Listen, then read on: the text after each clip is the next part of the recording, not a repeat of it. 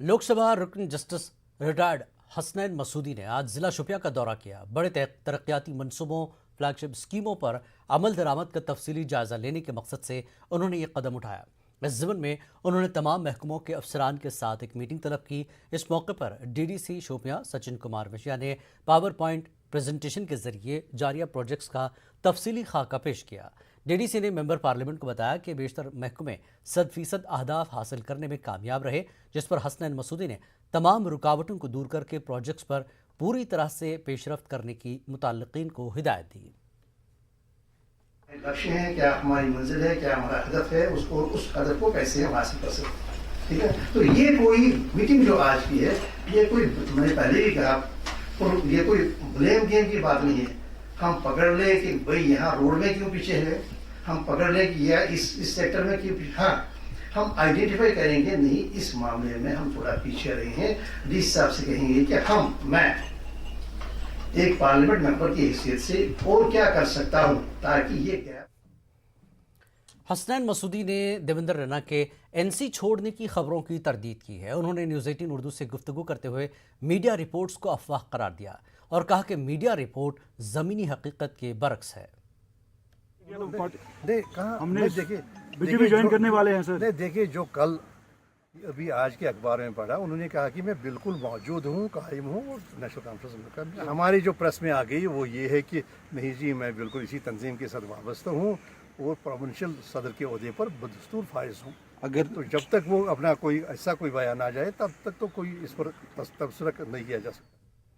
मरकजी वजीर ममलिकत बराए इंसाफ एस सिंह बघेल का कहना है कि आवाम के घरों तक सहूलियात की फराहमी को यकीनी बनाना मरकजी हुकूमत की तरजीह है। मरकजी वजीर ने पब्लिक आउटरीच प्रोग्राम के तहत राजौरी का दौरा किया। मरकजी वजीर ने टाइल्स फैक्ट्री का दौरा किया। उन्होंने तरक्याती प्रोजेक्ट का मुआयना वक्त पर मुकम्मल करने की हिदायत दी। देश के तमाम ऐसे कानून जो ब्रिटानिया हुकूमत ने हम पर राज करने के लिए और ब्रिटेन को मजबूत करने के लिए जो यहाँ पर थोपे हुए थे, जो टोटल इररिलेवेंट थे, मोदी जी के नेतृत्व में उन इररिलेवेंट कानूनों को ख़त्म किया गया है। हमारे विभाग ने जम्मू कश्मीर और लद्दाख के न्यायालयों के सुदृढ़ीकरण के लिए, हाउस के लिए और टेली लॉ हम लोग ला रहे हैं। उसी के साथ आपने देखा होगा कि कोरोना ने बहुत कुछ छीना है, लेकिन कुछ नई चीज़ें दी हैं कि वर्चुअल अब हो रहा है, पुलिस कस्टडी रिमांड जेल से ही मिल रहा है। ममलिकती वजीर कानून व इंसाफ एसपी सिंह ने कहा कि यूपी में योगी राज में सबको इंसाफ मिलेगा। उन्होंने ममलिकती वजीर दाखिला के बेटे की कार से किसानों को रौंदने के वाक़े पर तबसरा करते हुए कहा कि वो महज इल्ज़ाम है और किसी के साथ भी नाइंसाफ़ी नहीं होगी। का राज जो है वो कानून का राज है। ये अखिलेश यादव का राज नहीं है कि जिसमें जंगल राज हो। कोई घटना होती है तो उस पर FIR भी होती है, विवेचना, चूँकि SIT को चला गया है मामला, तो पीड़ितों को निश्चित तौर से योगी जी और मोदी जी की सरकार में न्याय मिलेगा। कि आरोप लग रहा है तो आरोप ही है।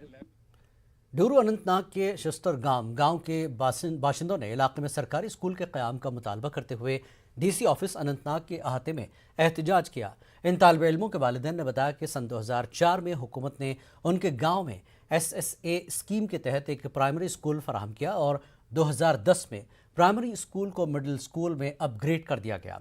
फिर 2016 में किराए की इमारत को मिस्मार कर दिया गया और 125 तालिब इल्मों वाले मिडिल स्कूल को गांव चेकी अमीर सिंह के दूसरे गवर्नमेंट प्राइमरी स्कूल में मुंतकिल कर दिया गया।